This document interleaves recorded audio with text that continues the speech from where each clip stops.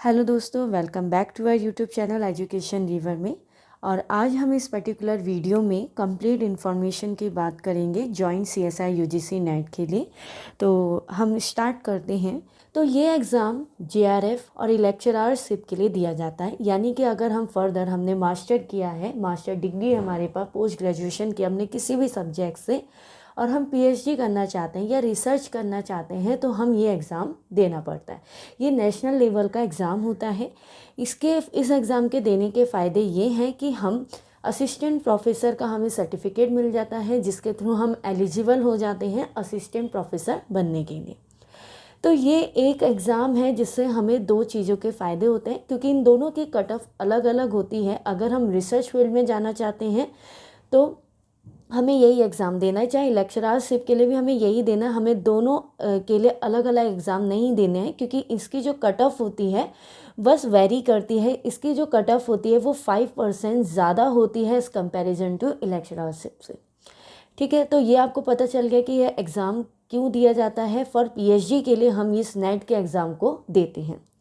Second question ये आता है, और क्वेश्चन से जाने से पहले अगर आपको और भी इंफॉर्मेशन चाहिए तो आप एनटीए की वेबसाइट में इस एग्ज़ाम के जो एप्लीकेशन फॉर्म आए हैं उसके लिए आप इस वेबसाइट में विज़िट कर सकते हैं और एप्लीकेशन फॉर्म को फिल कर सकते हैं। ओके, ये एग्ज़ाम किन सब्जेक्टों के लिए दिया जा सकता है? Chemical science, mathematical science, physical science, earth science, life science, मतलब जितने भी साइंस के सब्जेक्ट हैं उनके लिए ये एग्ज़ाम दिया जाता है। क्वेश्चन आता है कि सीएसआई यूजीसी नेट और यूजीसी नेट में क्या डिफरेंस है। एक्चुअल में जो ये सीएसआई यूजीसी नेट है वो साइंस के सब्जेक्ट के लिए होता है, और यूजीसी नेट ह्यूमैनिटीज़ के सब्जेक्ट जैसे कि हिस्ट्री, हिंदी, इंग्लिश और भी बहुत कुछ जैसे ज्योग्राफी, इन बहुत सारे सब्जेक्टों के लिए यूजीसी नेट कंडक्ट करता है। लेकिन यूजीसी नेट इन सीएसआई के जो साइंस के सब्जेक्ट है उसके लिए अलग से जॉइंट सीएसआर का फॉर्म फिल करना होता है, जो कि ये जो अबव सब्जेक्ट मेंशन है उसमें देना पड़ता है। फिर नेक्स्ट क्वेश्चन ये आता है कि इस एग्ज़ाम का मोड क्या है। ये ऑनलाइन एग्ज़ाम होता है, 3 आवर्स ड्यूरेशन आपको दिया जाता है, और पैटर्न जो होता है वो एमसीक्यू टाइप होता है। ओके, फिर हम नेक्स्ट चीज़ बात कर लेते हैं कि एलिजिबिलिटी क्राइटेरिया क्या होता है। अगर आप रिसर्च फील्ड में जाना चाहते हैं तो आप जर्नल के, तो आपकी एज 28 ईयर्स मैक्सिमम है, उसके बाद आप ये फॉर्म फिल नहीं कर सकते हैं फॉर जेआरएफ के लिए। 33 ईयर्स होता है SC, ST, third gender, handicap Bachchan, female के लिए 33 ईयर्स है, एंड 31 ईयर्स होती है ओबीसी के लिए। लेकिन अगर आप लेक्चररशिप या असिस्टेंट प्रोफेसर के लिए एग्ज़ाम देना चाहते हैं तो आपके लिए कोई भी एज लिमिट नहीं, आप किसी भी टाइम, एनी टाइम ये एग्ज़ाम दे सकते हैं। क्वालिफ़िकेशन की बात करते हैं तो अगर आप एग्ज़ाम को फिल करना चाहते हैं तो आपके पास एमएससी और equivalent degree, integrate BSMS, BS 4 year, BE, BTech, B pharma, MBBS होना चाहिए। अगर आपको और भी इंफॉर्मेशन जाननी है तो आपको मैंने डिस्क्रिप्शन बॉक्स में मैं लिंक भेज दे दूँगी एनटीए वेबसाइट में, आप वहाँ इंफॉर्मेशन ब्राउचर डाउनलोड कर सकते हैं। ओके, तो आपको एमबीबीएस, ओके, तो आपको इन सारे सब तो आपको इन क्वालिफ़िकेशन में 55% चाहिए for journal EWS and OBC, लेकिन 50% SC, ST, third gender and handicap बच्चों के लिए है। अगर आप एमएससी फर्स्ट सेम में हैं या फर्स्ट ईयर में या सेकंड सेम या सेकंड ईयर में, तो भी आप इस एग्ज़ाम को दे सकते हैं। बस आपको रिजल्ट अवेटेड सर्टिफिकेट लगाना होगा। पेपर की लैंग्वेज क्या होती है सीएसआर की? ये बाईलैंग्वेज होता है, इंग्लिश हिंदी दोनों में आता है। लेकिन इस बार का जो एग्ज़ाम हुआ था उसमें हिंदी और इंग्लिश मिक्सअप था, तो ये कह सकते हैं कि एग्ज़ाम को थोड़ा सा हार्ड बनाने के लिए भी करते हैं।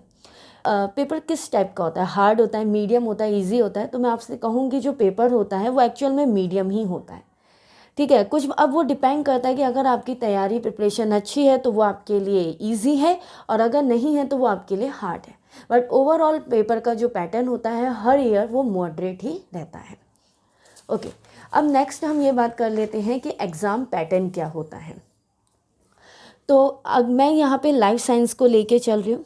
ठीक है, और अगर आपको और भी साइंस जैसे मैथमेटिकल फिज़िकल के लिए अगर आपको देखना है तो आप विज़िट कर सकते हो इन्फॉर्मेशन ब्राउज़र में, वहाँ पे कंप्लीट डिटेल है।